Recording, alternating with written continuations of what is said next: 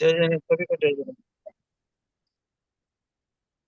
जय जय साहब, जय जी। जय जय। मंगलाचरण करेंगे। ओम नमः सिद्धेभ्यः जय श्री ओम नमः सिद्धेभ्यः जय श्री ओम नमः सिद्धेभ्यः। मंगलम भगवान वीरो मंगलम गौतमो गणे मंगलम मुकुंद कुंदाद्यो जैन धर्मोस्तु मंगलम।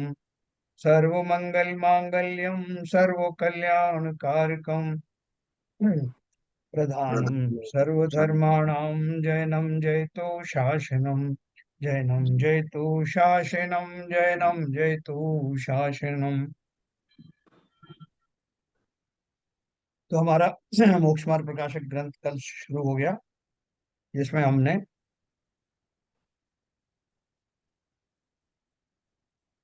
अरहंतों का स्वरूप पढ़ा, सिद्धों का स्वरूप पढ़ा। आज हम आचार्य उपाध्याय और साधु का सामान्य स्वरूप पढ़ेंगे। देखो, वैसे तो हमको इन सब के बारे में बहुत सारे ग्रंथों में मिल जाएगा, ये कोई एक नई चीज नहीं है। लेकिन पंडित टोडरमल जी ने जिस गहराई से, जिन विशेषताओं के साथ में पंच परमेष्टि की चर्चा की है, उनका एक एक शब्द जो है समझने योग्य है। उसमें उन्होंने वही जो मूल बातें रखी जिनसे कि स्पष्ट रूप से उनमें आपको जो गुण है वो परिभाषित दिखाई दे। तो अरहंत के बारे में हमने पढ़ा कि जो देखो उसमें क्या लिखा था, जो गृहस्थपना त्याग कर मुनि धर्म अंगीकार करके निज स्वभाव साधन द्वारा चार घाती कर्मों का क्षय करके अनंत चतुष्टय रूप विराजमान हुए। हाँ, वो उसके बाद वहां से शुरू किया।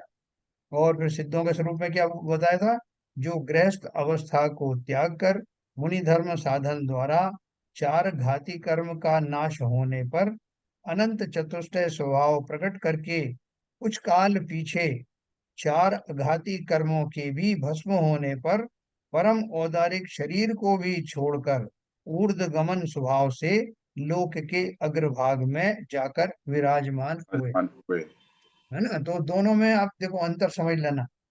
कल जो ललित जी ने वो प्रश्न पूछा था, जो कि वो प्रतिपक्षी कर्मों के बारे में पूछा था ये सब। तो ये जो जो घातिया चार घाती कर्म प्रतिपक्षी किसमें हो रहे थे, केवल ज्ञान की प्राप्ति होने में। वो केवल ज्ञान वहां प्राप्त हो गया, लेकिन वो प्रतिपक्षी कर्म अभी सिद्ध बनने में जो बाकी थे, जो घातिया कर्म थे, वो सिद्ध अवस्था में चले गए। तो ऐसे हर एक वस्तु वस्तु के बारे में अपन कहते हैं, जो जो उनके ऊपर आवरण पड़ा है, जैसे ज्ञानावरण, दर्शनावरण, है ना, और मोहनी, ये और अंतरा है चार कर्मों में से। जो मोहिनी कर्म तो 10वें गुण स्थान में चला जाता, अपन ने जैसे पढ़ा था। फिर बाकी के तीन 12वें गुण स्थान में चले जाते हैं, और फलतः 13वां गुण स्थान प्रकट होता है। फिर 13वें गुण स्थान के अंत में जो उनका जो तीसरे नंबर का शुक्ल ध्यान होता है, उसको धारण करके वो अयोग केवली बनते हैं, और 14वें गुण स्थान में पहुंच जाते हैं। 14वां गुण स्थान अयोग केवली का है, और उसके बाद वहां पर चौथा शुक्ल ध्यान लगा करके और वो सिद्ध बन जाते हैं। तो ये अपन ने कल पढ़ा था।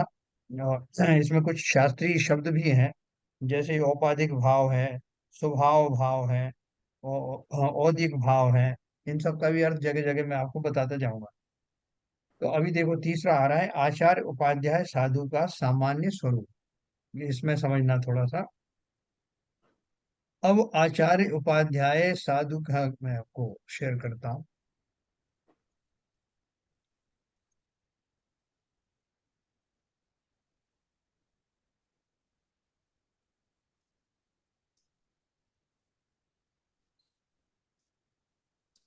ये प्रिंट बड़ा करने से दिक्कत तो नहीं आ रही किसी को? नहीं नहीं नहीं। अच्छा, जो मोबाइल वालों को हो सकता है। हाँ, मोबाइल वालों को प्रॉब्लम आ रही होगी, तो मैं थोड़ा कम कर देता हूँ। नहीं ये सर, प्रॉब्लम नहीं आ रही। नहीं, शैलन जी आपको दिक्कत तो नहीं आ रही?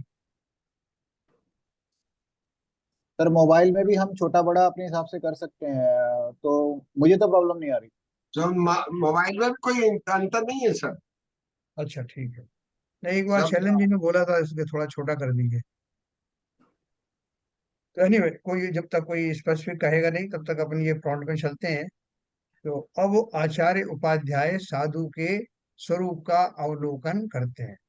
जो विरागी होकर समस्त परिग्रह का त्याग करके शुद्धोपयोग रूप मुनि धर्म अंगीकार करके अंतरंग में तो उस शुद्धोपयोग द्वारा अपने को आप रूप अनुभव करते हैं, पर द्रव्य में अहम बुद्धि धारण नहीं करते तथा अपने ज्ञानादिक स्वभाव को ही अपना मानते हैं, पर भावों में ममत्व नहीं करते तथा जो परद्रव्य व उनके स्वभाव ज्ञान में प्रतिभाषित होते हैं उन्हें जानते तो हैं, परंतु इष्ट अनिष्ट मानकर उनमें राग द्वेष नहीं करते। शरीर की अनेक अवस्थाएं होती हैं, देखो यहाँ तक जो अपन ने पढ़ा ना, उनमें राग द्वेष नहीं करते, तो ये किसके लक्षण है? सम्यक दृष्टि के। यहाँ उन्होंने शुरू में लिखा ना, अपने ज्ञानादिक स्वभाव को ही अपना मानते हैं, पर भावों में ममत्व नहीं करते, तो ये किसकी अवस्था है? सम्यक दृष्टि की।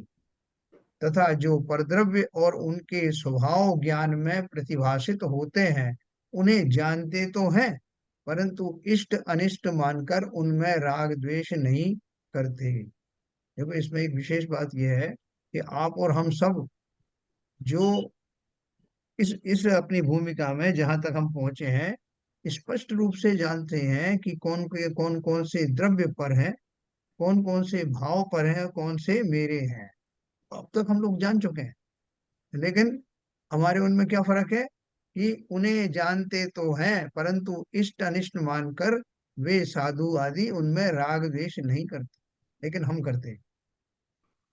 इतना ही अंतर है, जानते हम भी हैं ये पर हैं, ये मेरे कोई काम के नहीं, निरर्थक है।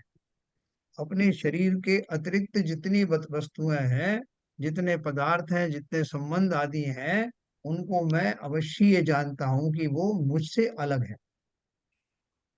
फिर थोड़ा और चिंतन करते हैं तो शरीर के बारे में भी ये घटित होने लगता है कि वास्तव में शरीर भी तो मैं ही छोड़ जाऊंगा। धन धान के बारे में तो अपन एक दूसरे को समझाते रहते हैं, भैया क्यों इतने परेशान हो रहे हो, सब यहीं छूट जाएगा, सब यहीं धरा रह जाएगा।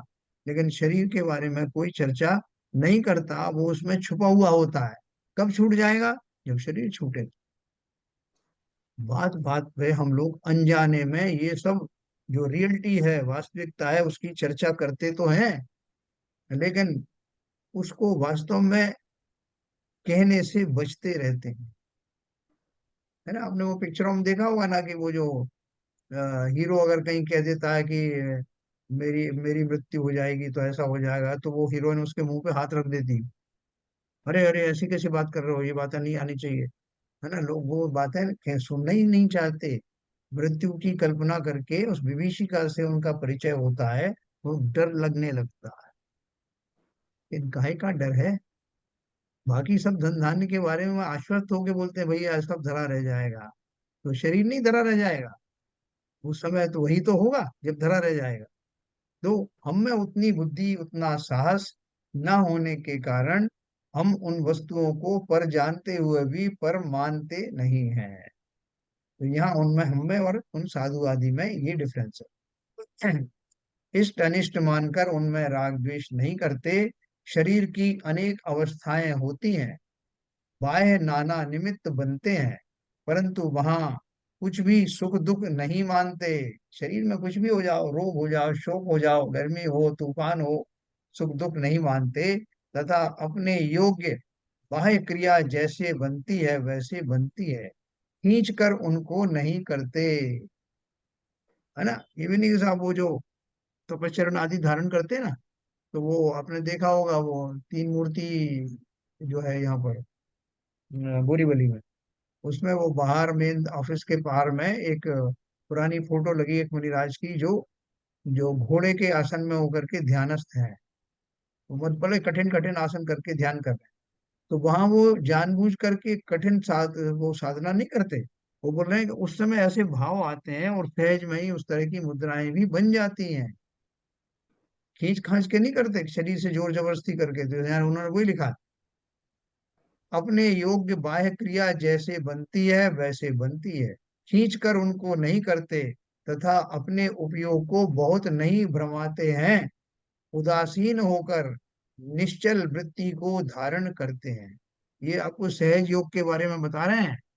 जैसे जैसे हमारे जीवन में वैराग्य घटित होगा, वीतरागता का के प्रति समर्पण होगा, संसार के प्रति उदासीनता आएगी, त्यों तो सहज रूप में ही शरीर भी वैसे उसी अनुरूप ढल जाएगा, हमारी कार्य प्रणाली भी वैसी ही होने लगेगी, हमारे वचनों में वैसा ही सुधार आने लगेगा, संसार से हम विरक्त होने लगेंगे।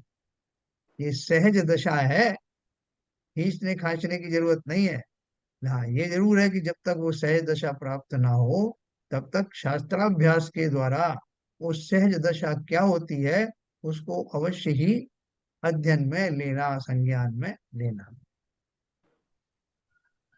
तथा अपने उपयोग को बहुत नहीं भ्रमाते हैं, उदासीन होकर निश्चल वृत्ति को धारण करते हैं, तथा कदाचित मंद राग के उदय से शुभोपयोग भी होता है। जिस समय मुनिराज शुद्धोपयोग में जाते हैं, तो शुद्धोपयोग में सातवां गुण स्थान शुद्धोपयोग का है, और छठा गुण स्थान जो है वो शुभोपयोग का है। तो आपने पढ़ा होगा कि कभी सातवें से छठवें में, छठवें से सातवें में उनकी एक एक अंतर मुहूर्त में आवागमन होता रहता है। तो सातवें गुण स्थान में जब जाते हैं तो वो शुद्धोपयोग में रहते हैं, और जब वो छठवें गुण स्थान में आ जाते हैं तो शुभोपयोग होता है, जना जनेन्द्र देव की भक्ति आदि, ग्रंथों का पठन पाठन, ग्रंथों का लेखन, उपदेश आदि, ये सब प्रक्रिया छठे गुण स्थान के समय में होती है। सातवें गुण स्थान में तो उन्हें आत्मा के चिंतन में ही बहुत रस आता है। ठीक है, तो उसमें जो उदासीन होकर निश्चल वृत्ति को धारण करते हैं, तथा कदाचित मंद राग के उदय से शुभोपयोग भी होता है, उससे जो शुद्धोपयोग के बाह्य साधन हैं उनमें अनुराग करते हैं। कौन से? जो जो हमने जैसे जाप दर्शन आदि किया, या ग्रंथ लिखे, या ग्रंथ पढ़े, ये सब उसके बाह्य साधन है ना। परंतु उस राग भाव को हे जानकर दूर करना चाहते हैं। वो ज्यादा देर उन सब में उलझना नहीं चाहते, क्योंकि सीधा उनको मार्ग मिल गया ना, कि आप जो है वो सीधे आत्मा का ध्यान करो और उसका आनंद लो। उस आनंद से जब बाई डिफॉल्ट एक अंतर मुहूर्त में वो बाहर आ जाते हैं, तब उनको ये सब प्रक्रियाओं का याद आती है, पुस्तकों के अध्ययन की, पुस्तकें लिखने की, लोगों को उपदेश देने की, वो भी साधन है। तो उनका उस समय वो आर्चर्य आदि भी लोग कहते हैं उसी टाइम होती है, सातवें गुण स्थान में तो होती नहीं। तो शुद्धोपयोग के बाह्य साधन है, उनमें अनुराग करते हैं, परंतु उस राग भाव को हे जानकर दूर करना चाहते हैं। वो ज्यादा देर छठे गुण स्थान में रहना नहीं चाहते, तथा तीव्र कषाय के उदय का अभाव होने से हिंसादि रूप अशुभोपयोग परिणति का तो अस्तित्व ही नहीं रहा। उनके जीवन में अशुभोपयोग तो है ही नहीं। तथा ऐसी अंतरंग अवस्था होने पर बाह्य दिगंबर सौम्य मुद्राधारी हुए हैं, है ना। अंतरंग में जब जैसी दशा होगी वैसी ही बाह्य में परिलक्षित होती है, उल्टा नहीं होता कि बाहर में तो बहुत सौम्य दिखाई दे रहा है और अंदर में सही नहीं है, तो मामला गड़बड़ है। ठीक है, अंदर की जो दशा है वैसी बाहर की होगी, जो बाहर की दशा है वो अंदर भी होगी, किसकी कोई गारंटी नहीं। लेकिन अंतरंग की दशा अगर सुधरी है तो बाह्य में अवश्य ही आएगी।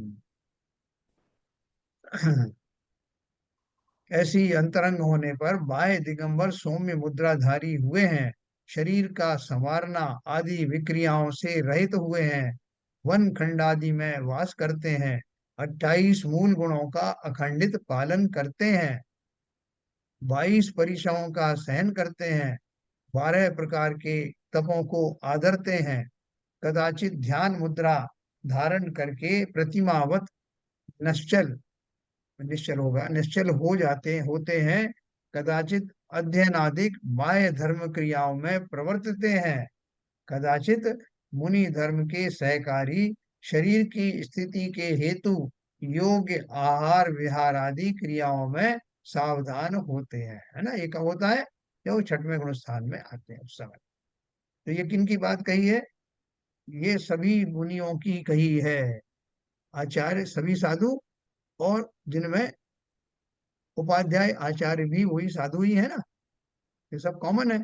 जैसे हमारे बीच में से कुछ लोग हैं, उनको मैं कुछ को आईएएस बना दिया, कोई डॉक्टर बन गया, कोई इंजीनियर बन गया, लेकिन है तो सब मनुष्य ही ना। तो ऐसे ही जो साधु की दशा में जाए तो ये तीनों ही 28 मूल गुणों के धारी होते हैं। और जो विशेष गुण जो बताए जाते हैं कि 25 गुण उपाध्याय के हैं, 36 गुण उनके हैं, आचार्य आदि के हैं, वो उनके विशेष गुण होते हैं, अपार्ट फ्रॉम दी 28। 28 के अलावा, 28 तो सब में कॉमन है ही। वो गुण भी अपन पढ़ेंगे, अपन ने पहले कई बार पढ़ा है। ऐसे जैन मुनि हैं, उन सबकी ऐसी ही अवस्था होती है। ये मुख्य मुख्य उनके गुण हैं। 28 मूल गुण कौन से अपन जानते हैं, 22 परिचय भी अपन जानते हैं, 12 प्रकार के तप अपन जानते हैं।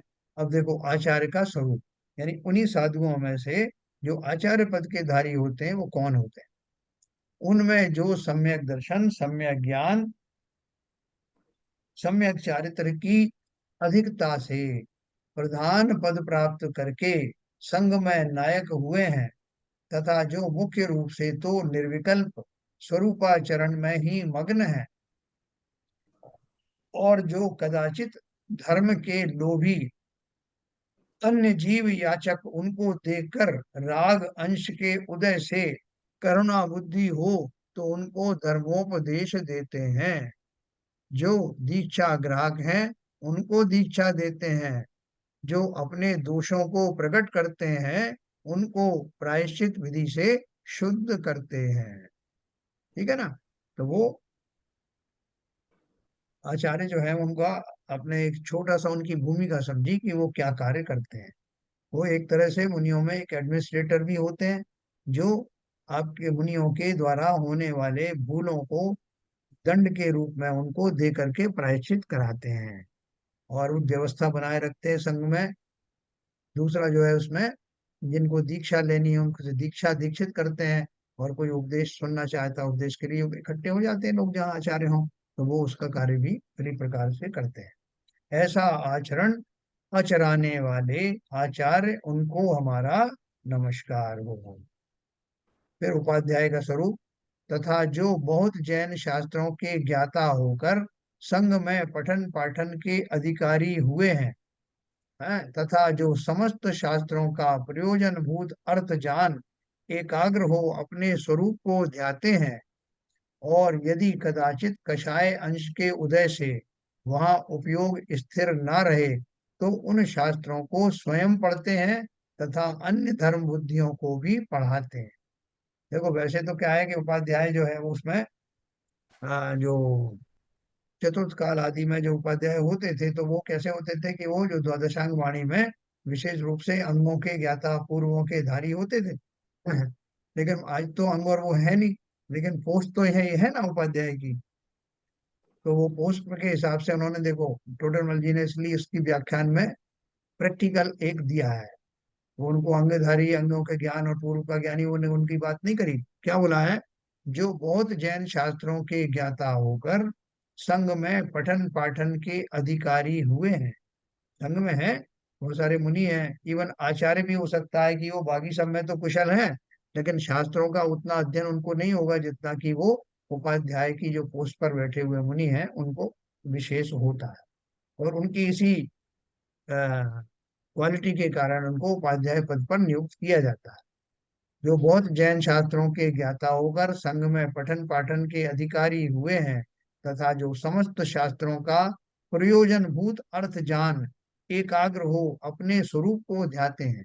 अर्थ किसके लिए जानते हैं, दूसरों को बताने के लिए नहीं, प्रमुख रूप से उनका अर्थ जान करके उन्हें अपने ध्यानस्थ होने में बहुत सहायता मिलती और व्यवहार रूप से दूसरों को भी बताने में सुविधा रहती है। तो जो अपन कल बात कर रहे थे कि पूजन पाठ आदि में अगर हम उन पूजन का अर्थ भली प्रकार जानते हैं, भली प्रकार से उन शब्दों से प्रकट होने वाले भावों को पहचानते हैं, तो हमारा न केवल पूजा का आनंद कई गुना बढ़ जाएगा, बल्कि कषायों की मंदता और कर्मों की निर्जरा में भी बहुत सहायता मिलेगी। तो उन शास्त्रों को स्वयं पढ़ते हैं और अन्य धर्म बुद्धियों को पढ़ाते हैं। संघ में जो है जैसे और मुनि हैं उनको उतनी नॉलेज नहीं है तो वो उनको पढ़ाते हैं साथ में। गृहस्थों और श्रावकों को तो वो तो कभी भी आते ही है, लेकिन मुनि संघ में विशेष तौर से उनका ये काम होता है। ऐसे समीपवर्ती भव्यों को अध्ययन कराने वाले उपाध्याय उनको हमारा नमस्कार। फिर साधु का स्वरूप। पुनश्च इन दो पदवी धारकों के बिना अन्य समस्त जो मुनि पद के धारक हैं तथा जो आत्म स्वभाव को साधते हैं, जैसे अपना उपयोग पर द्रव्य में इष्ट अनिष्टपना मानकर फंसे नहीं, वह भागे नहीं, वैसे उपयोग को सधाते हैं और बाह्य में उसके साधनभूत तपश्चरणादि क्रियाओं में प्रवर्तते हैं तथा कदाचित भक्ति वंदनादि कार्यों में भी प्रवर्तते हैं। क्या क्या बताया? साधु मुनि पद, जो साधारण मुनि पद है, जो उपाध्याय नहीं है, जो आचार्य नहीं है, वो क्या करते हैं? जो आत्म स्वभाव को साधते हैं, साधते तो सभी हैं, जैसे अपना उपयोग पर द्रव्य में इष्ट अनिष्टपना मानकर फंसे नहीं। कौन सा मेरा इष्ट है, कौन सा अनिष्ट है, ऐसा नहीं। और वह भागे नहीं। भागे नहीं का अर्थ क्या है? बहुत सारे मुनि जो दीक्षा ले लेते हैं वो कच्ची दीक्षा लेते हैं। कच्ची का अर्थ क्या है? कि उनको भरपूर तो वैराग्य हुआ नहीं।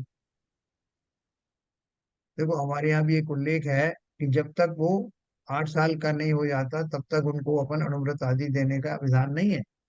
उसी तरह से जो मुनि दीक्षा जब दी जाती है तो मुनि दीक्षा के लिए विशेष तौर पर जब तक उस व्यक्ति को, उस जीव को पर्याप्त ज्ञान या वीतरागता ना हो, तब तक जबरदस्ती अपना चेले बढ़ाने के चक्कर में अगर आपने दीक्षित किया तो जैसे जैसे उनकी आयु बढ़ती है, जब वो यौवन अवस्था को धारण करते हैं तो बहुत सारे भ्रष्ट हो जाते हैं।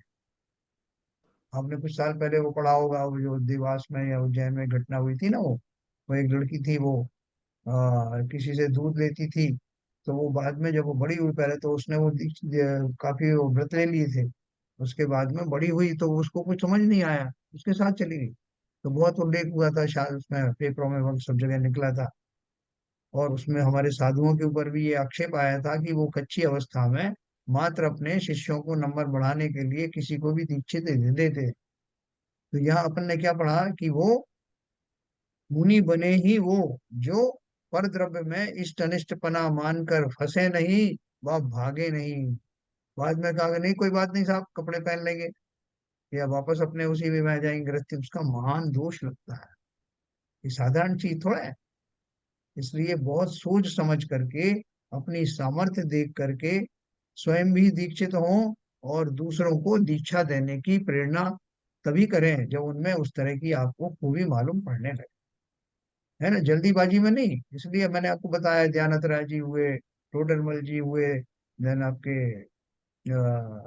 बनारसी दास जी हुए, कितने बड़े बड़े विद्वान और पंडित हुए जिन्होंने मुनियों को पढ़ाया, लेकिन वो स्वयं मुनि नहीं बन पाए तब तक, क्योंकि उन्हें इस बात का ज्ञान था कि क्या मेरे अंदर वो पर्याप्त उतना वैराग्य का पैमाना झलकने लगा है जिनके होने पर ही मुनि होना वास्तव में सराहनीय है, उपादेय है।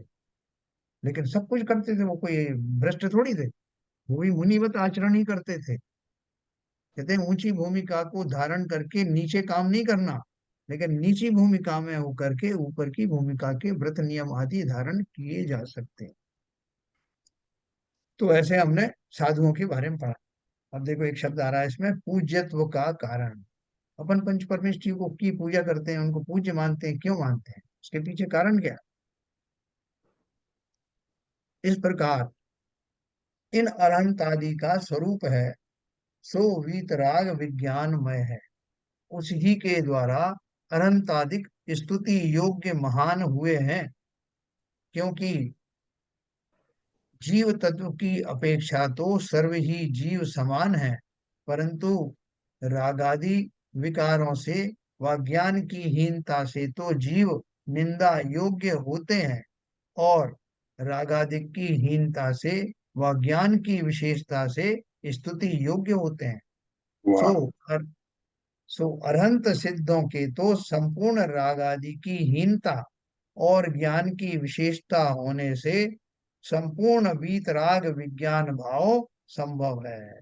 और आचार्य उपाध्याय तथा साधुओं को एक देश राग आदि की हीनता, यानी अनंत के मुकाबले में, अनंत तो सर्वज्ञ है, उनको सब प्रकार से वीतरागी हो ही गए हैं, और उनके मुकाबले में आचार्य उपाध्याय तथा साधुओं को एक देश राग आदि की हीनता, उनका जो पार्शली राग चले जाते हैं, और ज्ञान की विशेषता होने से एक देश वीतराग विज्ञान संभव है। इसलिए उन अनंत आदि को स्तुति योग्य महान जानना। बहुत बढ़िया जस्टिफाई किया। हाँ, ये लॉजिकल है, ये न्याय ग्रंथ है। इसमें हर चीज आपको जस्टिफाई के साथ में बताया जाएगा, मतलब justification. It is totally convincing.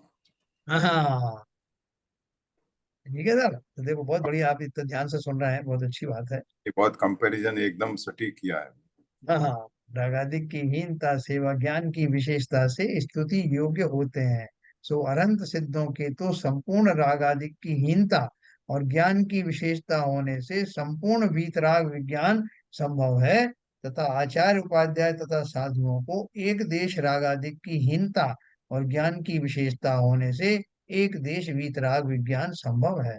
इसलिए उन अरहंत आदि को स्तुति योग्य महान जानना। ये आदिक में सब लोग आ गए। पुनश्च ये जो अनंत आदिक पद है, उनमें ऐसा जानना कि मुख्य रूप से तो तीर्थंकर का और गौण रूप से सर्वकेवली का, प्राकृत भाषा में अरहंत तथा संस्कृत में अरहत। देखो, बहुत सारे लोग जो है अरहत शब्द से परिचित नहीं है। अभी जो निखार भावांजलि छपी है, उसमें एक जगह अरहत शब्द आया, तो वो बोले साहब ये तो गलत है, तो हमने तो अरहन पढ़ा है। तो कोई ने बोला हमने तो अरहंत पढ़ा है। तो बाबूजी ने बोला कि अरहत शब्द भी है, हमने पढ़ा है। तो संस्कृत, जब तक हम शब्दों को नहीं जानते, अपन उनको त्रुटि मानते हैं कि ये गलत है। और कई बार हमारे जवान पे कुछ गलत शब्द भी चढ़ जाते हैं, तो हम उनको सही मानते हैं, उससे तुलना करते नहीं ना, हम ना तो ऐसा समझते थे। तो इसलिए शब्दों का ज्ञान होना आवश्यक है। तो इसलिए उन्होंने लिखा है, देखो कितना अच्छा व्याख्या दी है। मुख्य रूप से अनंत आदि की जब बात करते हैं, तो मुख्य रूप से तो तीर्थंकर का और गौण रूप से सर्व केवली का, प्राकृत भाषा में अरहंत तथा संस्कृत में अरहत, ऐसा नाम जानना। जो अरहंत शब्द है वो किसका है? प्राकृत भाषा का। और अरहत शब्द जो है वो संस्कृत का। तथा 14 में गुणस्थान के अनंतर समय से लेकर सिद्ध नाम जानना।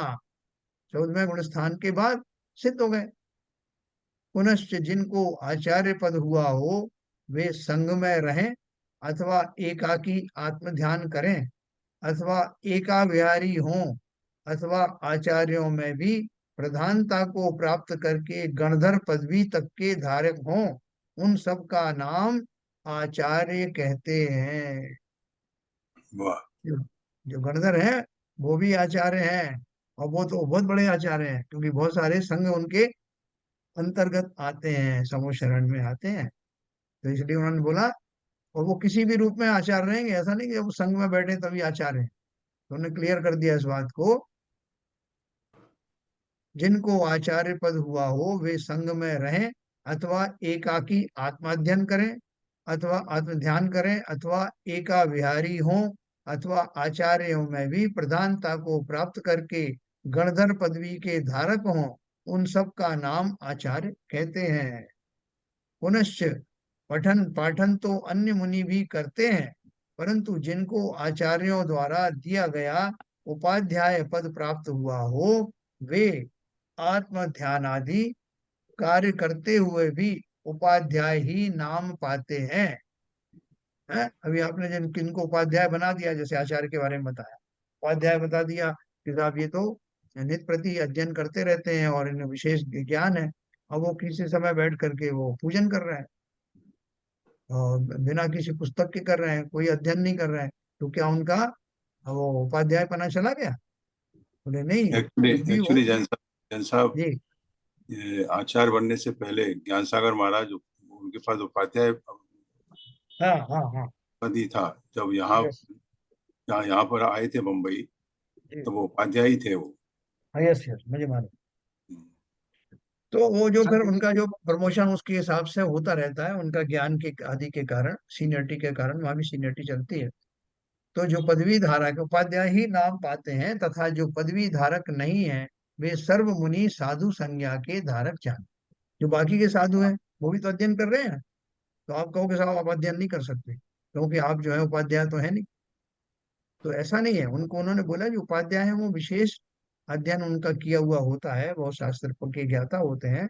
लेकिन ये अध्ययन आदि तो समस्त साधु संघ में सभी लोग करते हैं, कर सकते हैं, करना भी चाहिए। मुझे एक प्रश्न है सर। बोलिए सर। इसमें एक शब्द है एका बिहारी, जो है एक अकेले विहार कर सकते हैं वो। हाँ, आप आचार्य कर सकते हैं। अन्य बिल्कुल सही। साधुओं के लिए नहीं लिखा गया है ऐसा, हाँ, आगे आएगा अगर एनीवे। तो जो आचार्य उपाध्याय है अकेले विहार कर सकते हैं। पर ये देखो। आरपी जैन साहब, जी सर। ये आचार्य सी एका बिहारी करते हैं, पहले आपको चुपचाप निकल जाते हैं, वो नहीं बताते कहाँ जा रहे हैं, क्या जा रहे हैं। जी जी जी जी। और और फिर दूसरा प्रश्न और है सर। हम्म, ये पद जो है दिया जाता है, गुरु के द्वारा दिया जाता है या समाज के द्वारा दिया जाता है? इसमें कुछ क्लैरिटी तो यहाँ पे तो नहीं है। शब्द के ऐसे धारक बताए हैं इन्होंने।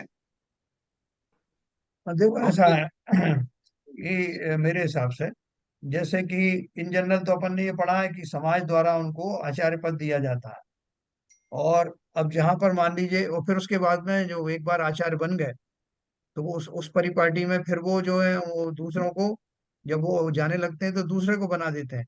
लेकिन जहां पर ये परंपरा खत्म हो गई किसी कारण से, अभी कोई आचार्य नहीं है, या वो अपने उसको डिप्टी को नियुक्त नहीं कर पाए, उसके पहले ही उनका परलोक गमन हो गया, तो उस केस में तो जो है वो समाज काम करती है। लेकिन आचार्य पहले से ऑलरेडी हैं, तो उनके बाद जो उनके शिष्यों को आचार्य पदवी दी जाएगी, वो आचार्य करते होंगे, ऐसा मेरा ध्यान है। और सब आप लोग बताएं। ऐसा है नहीं, सब ऐसे आपने जैसे कहा ना कि ज्ञान सागर महाराज जब यहाँ खारघर में पहली बार आए थे तो उपाध्याय पद के धारी थे वो।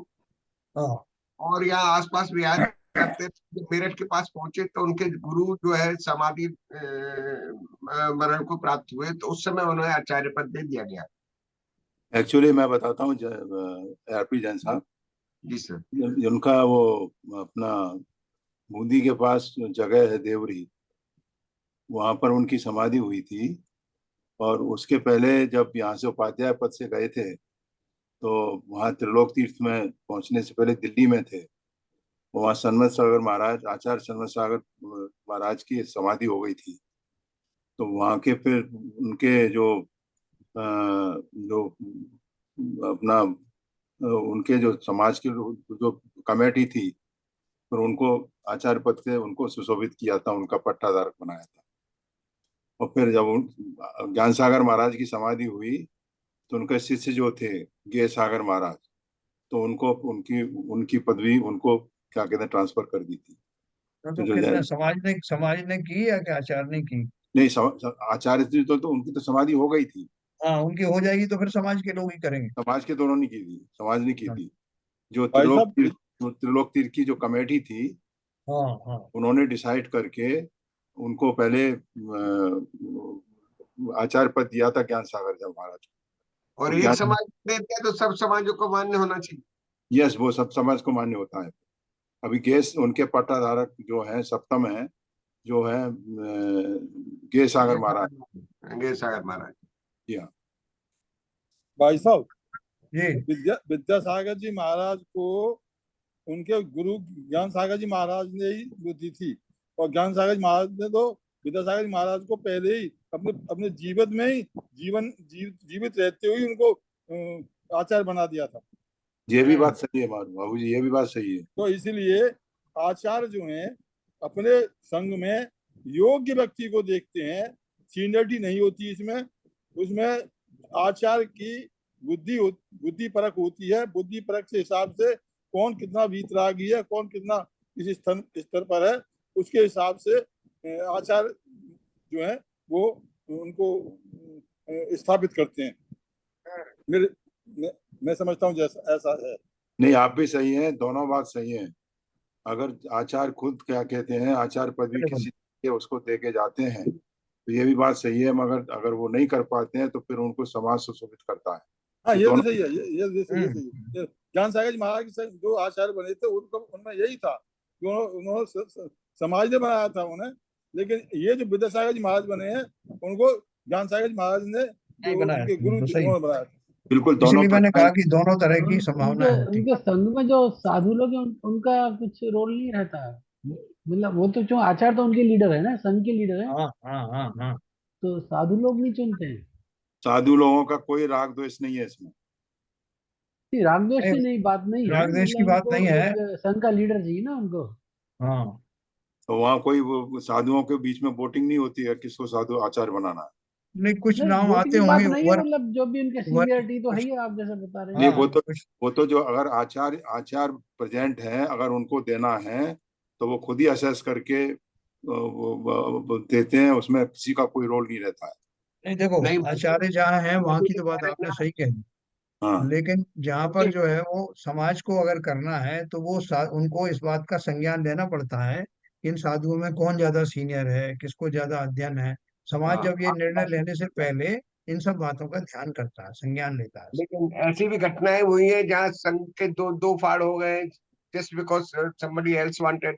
एक ग्रुप चाहता था एक आचार्य बने, दूसरे ग्रुप चाहता था दूसरे आचार्य। तो आर पी ऐसे ऐसे जगन्नाथ, घटनाएं भी हुई। ये व्यवस्था की विसंगतियां हैं, ये बात। हाँ, चलिए आगे चलते हैं। देखो जी आगे सर। लिखा भी है, थोड़ा सा इसके ऊपर लाइट डाला है उन्होंने। यहाँ ऐसा नियम नहीं है कि पंचाचारों से आचार्य पद होता है, पठन पाठन से उपाध्याय पद होता है, मूल गुणों के साधने से साधु पद होता है, क्योंकि ये क्रियाएं तो सर्व मुनियों के साधारण है, परंतु शब्द नय से उनका अक्षरार्थ वैसे किया जाता है ना, हाँ, जैसे अपन ने ऊपर बात पढ़ा। बिल्कुल सही। शब्द ने सही है। शब्द नय से समभिरूढ़ नय से पदवी की अपेक्षा ही आचार्यादिक नाम जानना। जिस हम्म, प्रकार शब्द नय से जो गमन करे उसे गाय कहते हैं, सो गमन तो मनुष्यादिक भी करते हैं, परंतु समभिरूढ़ नय से पर्याय अपेक्षा नाम है। उसी प्रकार यहाँ समझना। बताओ समभिरूढ़ नय का अर्थ बताओ। आप इसका विवेचन करो, और मालूम होता तो पूछता। नहीं ये बताएंगे, देखो नहीं, बहुत सारे विद्वान हैं। पर्यायवाची शब्द जैसे इन्होंने कहा ना, सब पर्यायवाची शब्द जो है वो उन्हीं को उसमें आ जाते हैं हाँ, इसमें। समभिरूढ़ नय अपन ने पढ़ा था, जी। तो उसका क्या अर्थ था। जैसे राजकुमार को राजा कह दिया जाए, आप देखिए, हाँ हाँ भावी राजा है, लेकिन हाँ, इस समय भी कह दिया जाता है राजा साहब। ठीक है। ठीक है, मतलब इसमें रूढ़ी, रूढ़ी से, by by by the pattern. हाँ, जो हाँ, जैसा जो इनका जो कार्य होता है उन कार्य को ध्यान में रखते हुए वो उनको ही वैसा पदवी दी जाती है, जैसे जो आप दीक्षा कार चला देने रहे हैं तो आपको ड्राइवर बोल दिया जाए, जिस हैं। समय कार चला रहे हैं उस समय ड्राइवर बोल दिया जाए। हाँ कार चालक, ओके, ड्राइवर जरा शब्द अच्छा नहीं लगता तो कार चालक बोल दिया जाए, हाँ हाँ, सही इस समय बात है। कार चला रहे हैं। जैसे कोई पंडित बन के बैठा हुआ है, वो है इंजीनियर या डॉक्टर है, और यहाँ पुजारी की ड्रेस में बैठा है, तो लोग उसको पुजारी जी कहते हैं कि पुजारी जी हाँ, जरा ये देना। तो वो नाराज नहीं होता कि मैं पुजारी हूँ, मैं तो डॉक्टर हूँ, हाँ। क्योंकि उस उस समय समय जिस भूमिका में है, उस समय हाँ उस भूमिका में। भूमिका। बिल्कुल। हाँ अरे साहब, भोपाल में मंदिर में मैं अभिषेक करने गया था, जी। तो वहाँ सज्जन थे, तो ऐसे ही थे, वो एजुकेटेड थे, और वो सारी क्रियाएं करवा रहे थे, तो मैंने कह दिया पुजारी जी देना, तो वो कहता है मैं पुजारी नहीं हूँ। हाँ, पुजारी, बहुत गुस्सा हो गए मेरे ऊपर। जबकि आप देखो वैसे तो पुजारी कह देना ये अपने आप में कॉम्प्लीमेंट है, नहीं नहीं, अब समझने वाली बात है ना, उस लेकिन लय हाँ, इस लय से उसने समझा। बस ये है। चलो ठीक है, बहुत बढ़िया। तो माली देखो को यहाँ भी तक, पुजारी कह देते हैं ना लोग, इसलिए हाँ जो पेड जो सर्वेंट होते हैं, उनको जिनको भी वो पैसा दे के पूजन कराते हैं, वही पुजारी है, तो इसलिए कोई उनको लगा बुरा। वो वही समझे। तो इसमें मैं थोड़ा बोलना चाहता हूँ। हाँ बोलिए। वैसे ये आचार्य जो भी जो पदवियां हैं, आचार्य और उपाध्याय की जो पदवियां हैं, ये एक तरीके से मतलब ये पुतले के हैं, मतलब ये केवल एक वो है, इससे कोई आचार्य उन्हीं के मतलब उनके ध्यान पर और उनकी जो गुणों पर और उनकी तपस्या पर कोई इससे कोई ज्यादा फर्क नहीं पड़ता, क्योंकि वो तो जो जितना करेगा उतना उनका आगे बढ़ेगा। ये केवल एक एक तरीके से जिसे एक कहते हैं व्यवस्था, कि जैसे व्यवस्था है, बस। इससे बहुत ज्यादा अपने को मतलब इसमें विवाद में जाके, क्योंकि बहुत सारे ऐसे होता है कि बहुत समाज बना देती है कहीं, गुरु अपने वो पदवी देके जाते हैं, जैसे सनमत सागर जी महाराज थे, बड़ा संघ था उनका चलगंजी में, तो मेरे ख्याल में उन्होंने उनके यहाँ से तीन चार ऐसे मुनि हैं जिनको वो सनमत सागर जी की वो पट्टाधीश पदवी को बोलते हैं। तो ऐसे कई व्यवस्था हैं, लेकिन उसमें बहुत ज्यादा मतलब कंफ्यूजन होने की जरूरत नहीं है, क्योंकि जो भी संघ को लेके चले और जहां भी दीक्षा दे सके तो उसको वो मतलब वो मान लिया जाएगा वो भी आचार्य आचार्य के ही निर्वाह कर रहे हैं। विराग नहीं, तो आचार्य हैं, एक एक संघ में बहुत से आचार्य हैं। हाँ, वो भी बात सही है आपकी। विराग देखो सागर महाराज के संघ में कितने आचार्य हैं? एक बात मैं आपको बताऊं, जो शैलन जी ने बड़ा अच्छा टॉपिक बताया। तो देखो, ये संघ को चलाने के लिए कुछ एडमिनिस्ट्रेटिव व्यवस्थाएं तो करनी पड़ती हैं, ये बात ठीक है अपनी जगह पर, वो उसका व्यवहार पक्ष है। लेकिन वास्तव में साधना के पॉइंट ऑफ व्यू से आप देखो तो ये सब जिम्मेदारियां हैं। जैसे लोक में जिम्मेदारी लेने पे लोगों को उनको निर्वाह करने में आकुलता रहती है, इसी तरह से संघ में भी ये जिम्मेदारियों से किंचित आकुलताएं रहती हैं। इसीलिए जब अंत समय आने लगता है तो आचार्य अपना आचार्यत्व छोड़ करके साधारण मुनि बन जाते हैं। उन्हें नहीं चाहिए ये सब जिम्मेवारियां, जैसा कि विद्यासागर महाराज के गुरुदेव ने किया। उन्होंने उनको अपने जीते जीते जी विद्यासागर जी को गुरु माना, उनको आचार्य पद पर स्थापित किया और स्वयं एक साधारण मुनि की तरह अंतिम समय में साधनाएं की। तो जैसा शैलन जी ने कहा, इन पदों का जो है मजबूरी में लेना पड़ता है, वो बात अलग है चलाने के लिए। लेकिन जो मुनि वास्तव में मुनि है, जिनके मन में मुनिपना भरा हुआ है, वो जल्दी से जल्दी इन जिम्मेवारियों से विमुख होना चाहते हैं। और बहुत सारे लोग उनको इसलिए उसकी बात कोई खेद नहीं रहता कि साहब मुझे तो आचार्य बनाया नहीं, इनको तो उपाध्याय बना दिया, इनको फलाना बना दिया, ऐसा रहता नहीं। क्योंकि मुनि बनते ही वो हैं जो काफी कुछ तो रागों से मुक्त हो गए होते हैं। ये तो केवल एडमिनिस्ट्रेटिव अरेंजमेंट है साहब। बस, तो उसको जो इस ढंग से लेता है वही वास्तव में सार्थक मुनि है। बाकी तो अगर है जैसे गृहस्थों में वो इस तरह की भूमिकाओं के लिए लोगों में आपस में द्वेष होता है, वैसा अगर वहां होने लगे तो मुनि पद धारण करने का क्या लाभ। मतलब ही नहीं है। तो ठीक है सर, देखो अभी मैं थोड़ी सी बात और करूंगा। रमेश भाई पंचाचार का ही थोड़ा बता दीजिए, इसका क्या मतलब है? ये जो है ना पंचाचार से का मतलब, पंचाचारों से आचार, बस हाँ, पंचाचारों से ये क्या मतलब? ये पंचाचार जो ऊपर दिए ना, कि जो ये काम करते हैं कि संघ में लोगों को दीक्षा देते हैं, लोगों को उपदेश करते हैं, ये जो 5 आचार दिए, पंचाचार वैसे है उसमें, पंचाचार के बारे में आपको बताऊंगा, अलग से पंचाचार शब्द भी है। लेकिन यहाँ जो मुख्य रूप से अभी आपको जो समझा रहा हूँ कि वो जो उन आचरणों को करते हैं, जो इन जिम्मेवारियों को निर्वाह करते हैं, वही आचार्य पद के धारी होते हैं। और जो पठन पाठन कराते हैं वही उपाध्याय होते हैं। तो वे क्या बोल रहे हैं, यहाँ ऐसा नियम नहीं है कि पंचाचारों से आचार्य पद होता है, पठन पाठन से उपाध्याय पद होता है, मूल गुणों के साधने से साधु पद होता है। क्यों? क्योंकि ये क्रियाएं तो सर्व मुनियों के साधारण है। यानी ये पंचाचार जो है बाकी मुनि भी करते हैं, पठन पाठन जो है और मुनि भी करते हैं, 28 मूल गुणों का पालन सभी लोग करते हैं। तो वो सामान्य चीज है। लेकिन सामान्य होने से वो सभी, उनको वो एडमिनिस्ट्रेटिव पद नहीं मिल जाते, उसके लिए विशेष रूप से वो बनाए जाते हैं। और जो सामान्य क्रियाएं वो सबके होती हैं। कि ऐसा तो नहीं कि उपाध्याय जो है वो 28 मूल गण का धारी नहीं होगा, या जो साधारण मुनि है वो पठन पाठन नहीं करते होंगे। तो ये बोल रहे हैं कि वो, ये सर्व पे लागू होता है। लेकिन खाली ये है कि वो पदवी को व्यवहार से जो उसके लिए सुटेबल लोग होते हैं, सीनियर आदि होते हैं, उनको वो पदवियां दे दी जाती हैं। और सभी लोग सभी गुणों में सामान्य रूप से सब में सब गुण होते हैं, ये वो अभी कह रहे थे। देखिए यदि साहब, यदि ये आचार्य जी आगम के हिसाब से यदि कोई व्यवस्था होती थी तो जैसे 22% का विवेचन है, वैसे ही कोई विवेचन रहता था कि ये गुण ऐसे ऐसे होने चाहिए। तो वैसा कहीं हाँ, भी ऐसा विवेचन नहीं आता आगम में। इसलिए मुनि सब मुनियों के लिए समान ही है, बस ये समाज की व्यवस्था है, ऐसा बस मेरे को लग रहा है। हाँ, सर, एसके जैन साहब, जी बोलिए। अभी प्रेजेंट में आचार्य जी ने अपना पूरा संघ रिजॉल्व कर दिया है। और अच्छा, उनमें से कुछ मुनियों को कोई पदवी दी है, वो ग्रुप बना दिया है कि तुम ये ग्रुप से क्या कहते हैं, इनको संभालोगे, इसको संभालोगे, इसको संभालोगे। योग सागर महाराज को अलग कर दिया, समय सार साहब महाराज को अलग कर दिया, जैसे अपने साथ अपने सुधा सागर महाराज को अलग, सबको अलग अलग करके 5-5 मुनियों का उन्होंने ग्रुप बना अच्छा। दिया।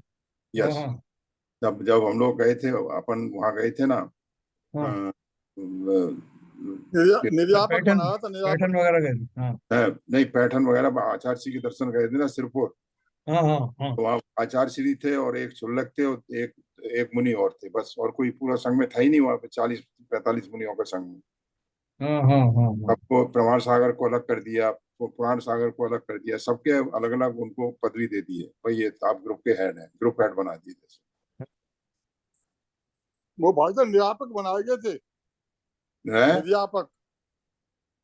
हाँ, जैसे नया पांच पांच नया। बनाए थे, वो विद्यासागर महाराज ने अपने संघ में से 5 बनाए थे, और हाँ, 5 को अलग अलग कर दिया था, उनको पूरी पावर दे दी थी। वही तो है मैं सब भूल रहा था, आपने सही से याद दिलाया, निर्यापक शब्द से शोभित करके उनको हाँ हेड बना दिया, और हाँ हाँ, मालूम मालूम। तो उनको अच्छा एरिया भी सबके अलग अलग कर दिए हैं कि आप जिस एरिया में एक निर्यापक होगा, अपने उनके संघ का दूसरा निर्यापक नहीं होगा।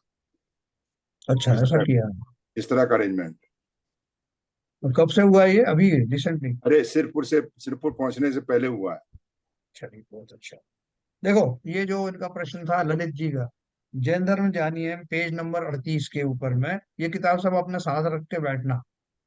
आचार्य परमेष्ठी के बारे में इन्होंने लिखा है, सम्यक दर्शन ज्ञान चारित्र की बहुलता के कारण साधुओं में जिन्हें प्रधान पद दिया जाता है और जो मुनि संघ के नायक होते हैं, वे आचार्य कहलाते हैं। वे 5 प्रकार के आचार, दर्शन, ज्ञान, चारित्र, तप और वीर्य का स्वयं पालन करते हैं, है ना? दर्शनाचार, ज्ञानाचार, चारित्राचार, तपाचार और वीर्याचार का स्वयं पालन करते हैं व अपने शिष्यों से भी करवाते हैं।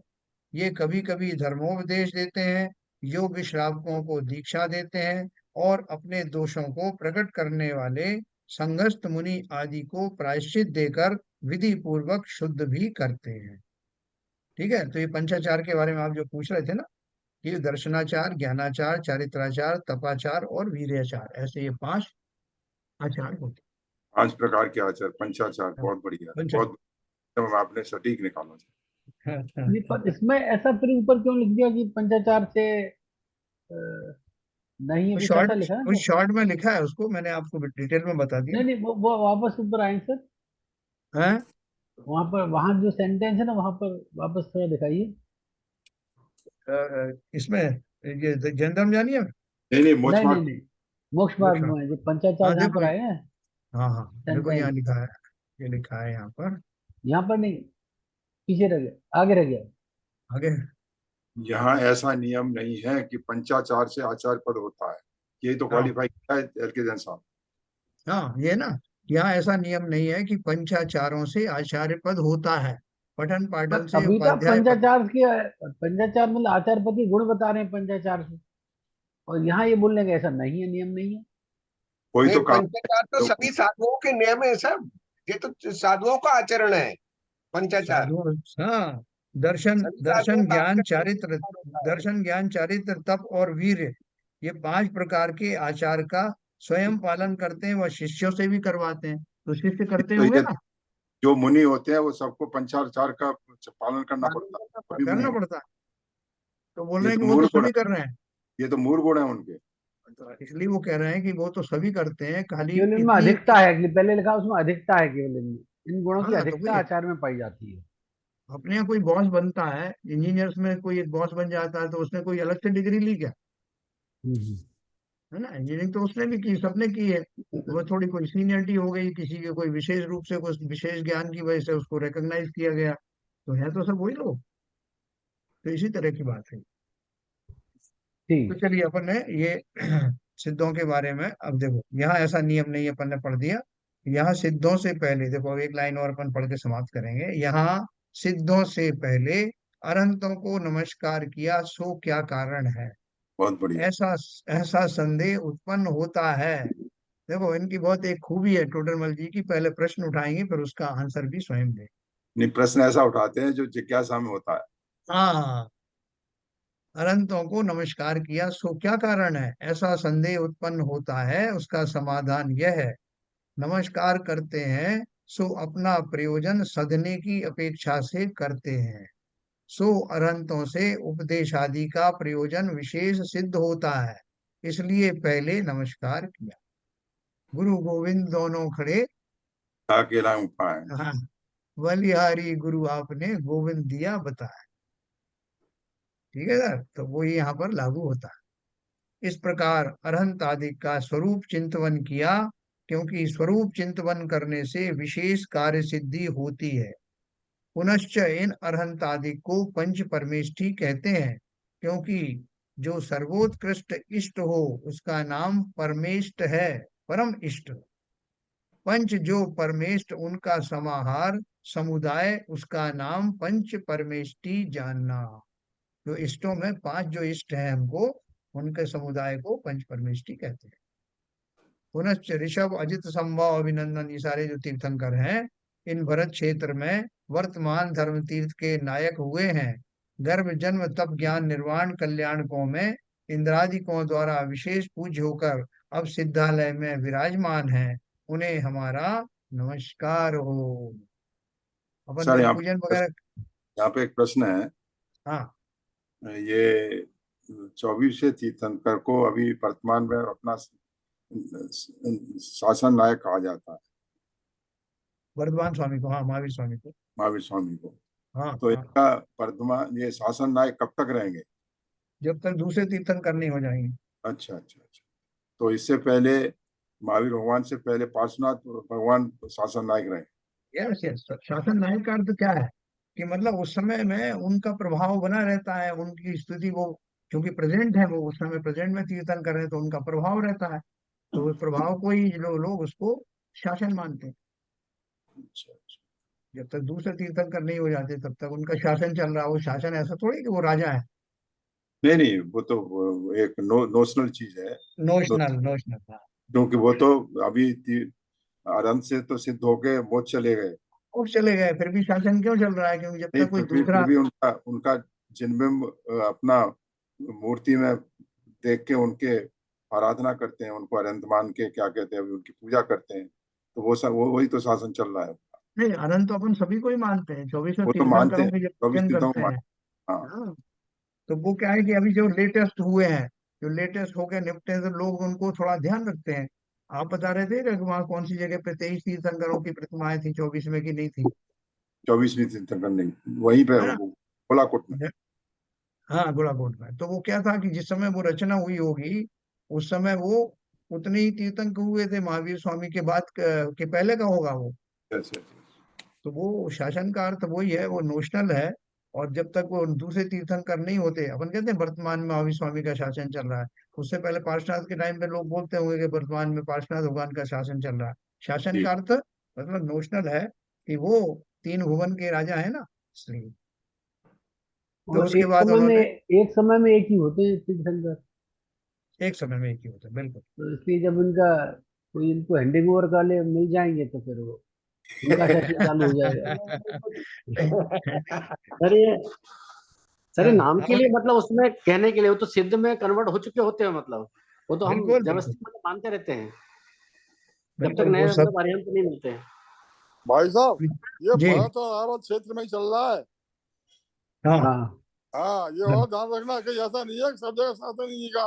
बाबू जी आप सही, भरत एरावत क्षेत्र नहीं है केवल, विदेश बाकी और जगह तो अपने अपने तीर्थंकर जहाँ जहाँ है वहाँ उनका शासन चल रहा हाँ, विदेश क्षेत्र की बात नहीं हो रही बाबू जी। है। तो विदेश क्षेत्र आप वो सही कह रहे हैं, विदेश क्षेत्र की बात हाँ, थोड़ी हो रही। मैंने एरिया बता दिया आपको। बिल्कुल सही बोला है आपने। आप तो, किस एरिया के हैं ये, किस एरिया के हैं ये बताया मैंने। वो तो आप जम्मू बात, द्वीप के, विदेश क्षेत्र में भी जो 20 तीर्थंकर हैं तो अभी वही हैं, अभी और फर्दर तो नहीं आए वहां पर। तो लास्ट शासन जैसे ये नाम की सीक्वेंस से जाएं तो अजित वीर तीर्थंकर शासन है वहां पर विदेश क्षेत्र में। ललित जी वहाँ कितने भी आते रहे नाम वही रहेंगे, नाम उनके फिक्स हैं, बदलते रहते हैं तीर्थंकर, लेकिन हाँ नाम हाँ, वही रहते हैं जो नाम ऑलरेडी फिक्स कर दिए हैं। नहीं अब जैसे तीमंदर से स्वामी से शुरू हुआ और लास्ट का नाम अजित वीर है।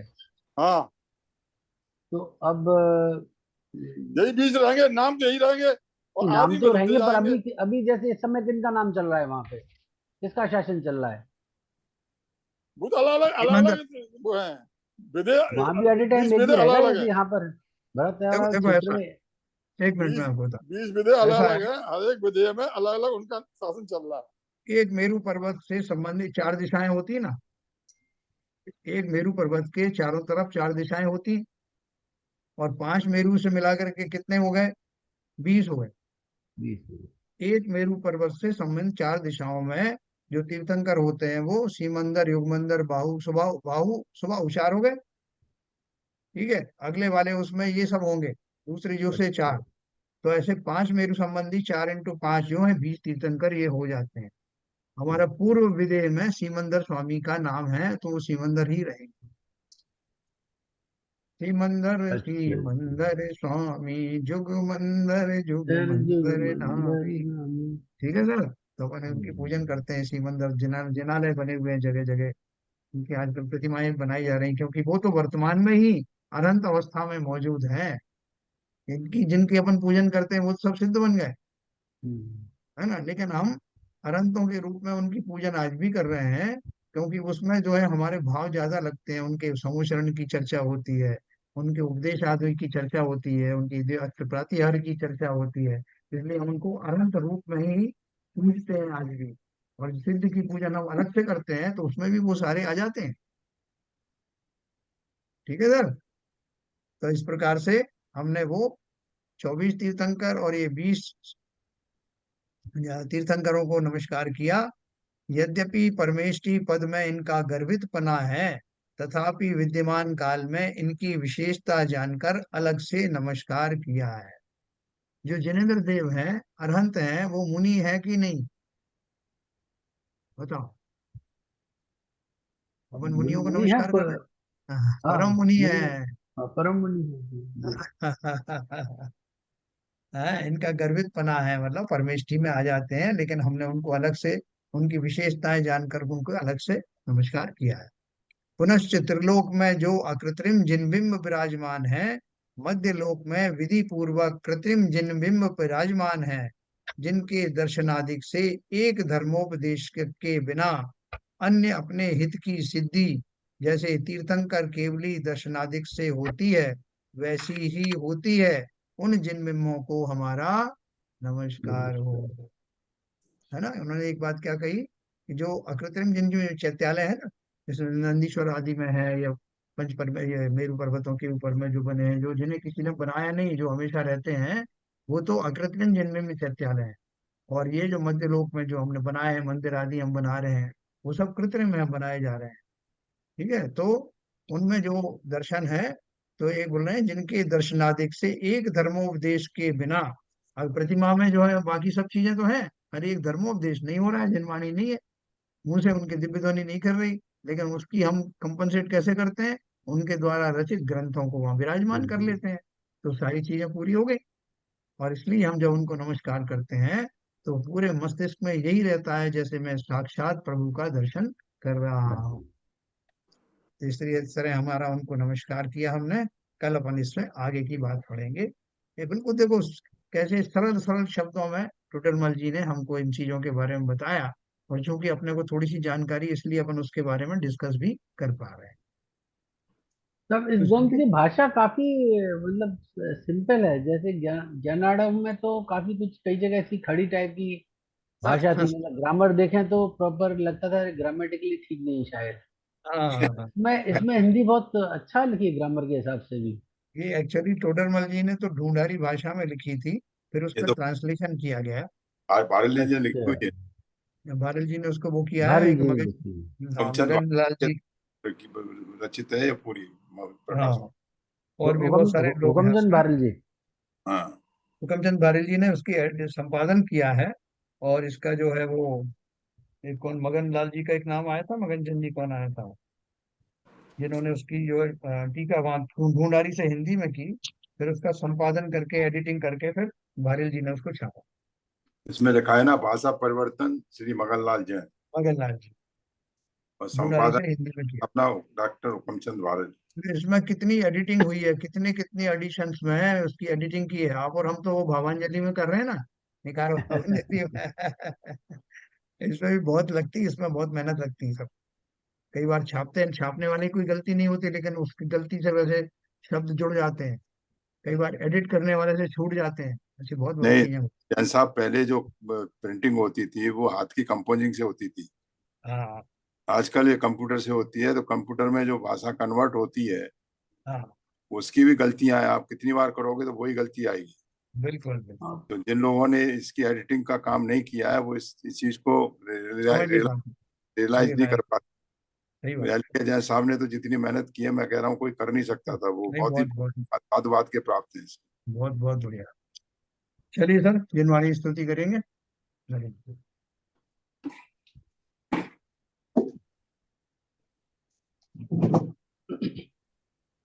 मिथ्यातम नाश वेको ज्ञान के प्रकाश वेको आप पर भास वेको भानु सी बखानी है। छहो द्रव्य जान वेको बंध वेधि भान वेको स्व पर पिछान वेको परम प्रमाणी है। अनुभव बताए वेको जीव के जताए वेको काहू न सताए वेको भव्य और आनी है। जहाँ तहाँ तार वेको पार के उतार वेको सुख विस्तार वेको यही जिन वाणी है। हे जिन वाणी भारती तो हे जपू दिन रहे, जो तेरी शरणा गए सो पावे सुख चैन। या वाणी के ज्ञान से सूझे लोकालो, जो वाणी मस्तक धरो सदा देते हैं धो, सदा देते हैं धो। जिनवाणी माता की जय। नमो कर्म।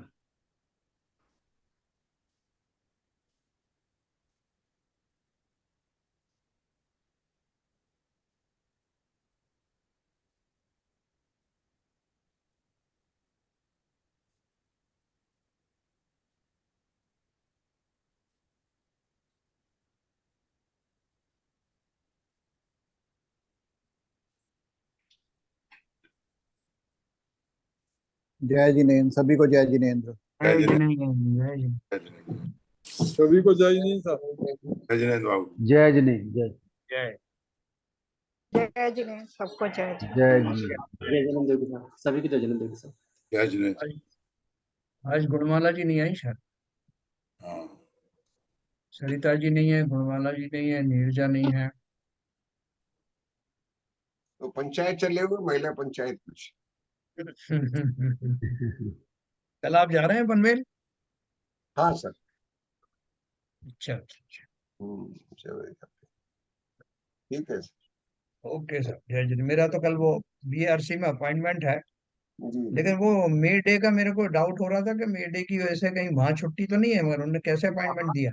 यूजुअली तो छुट्टी एनपीसीआईएल में छुट्टी होगी। अच्छा।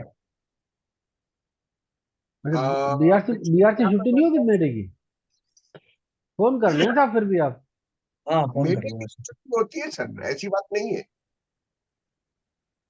नहीं क्या तो बात? उन्होंने अपॉइंटमेंट दिया है कल में मुझे। हम्म, आप देख लीजिएगा, उसमें कुछ कल नहीं है। सुबह फोन करता हूँ। हम्म। हाँ, फोन करके चलिए। बता। जय। जय जय। ठीक है, जय जय।